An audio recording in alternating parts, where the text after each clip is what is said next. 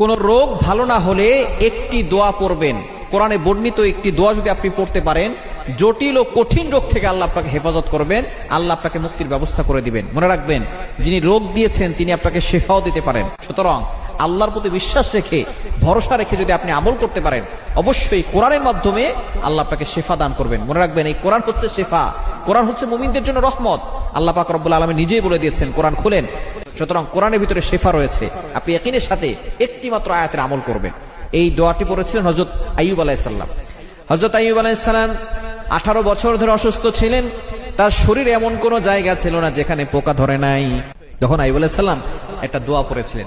দোয়াটি আল্লাহ তাআলা কোরআনের ভিতরে কোট করে দিয়েছেন। 17 নম্বর পারার 8 নম্বর পৃষ্ঠার 3 নম্বর লাইন, সূরা আম্বিয়ার 83-83 নম্বর আয়াতের একটি অংশ। দোয়াটি হচ্ছে, রব্বি আন্নি মাসতানিয়া দুররু ওয়া আনতা আরহামুর রাহিমিন। আপনি দুরূদ শরীফ পড়বেন। প্রথমে কোনো দোয়া করার আগে দুরূদ শরীফ পড়বেন। নামাজের ভিতরে যে দুরূদ পড়ি সেই দুরূদ হচ্ছে সর্বশ্রেষ্ঠ দুরূদ। এই দুরূদ পড়ে এরপর আপনি এই দোয়াটা পড়বেন, রব্বি আন্নি মাসতানিয়া দুররু ওয়া আনতা আরহামুর রাহিমিন। এটা আপনি 21 বার পড়তে পারেন অথবা 111 বার পড়তে পারেন যদি সময় থাকে। পড়ে পানিতে ফু দিয়ে আবারও দুরূদ শরীফ পড়ে ওই পানিটা খাবেন, আল্লাহর কাছে দোয়া করবেন, আল্লাহ তাআলা জটিল ও কঠিন রোগ থেকে আপনাকে হেফাজত করবেন।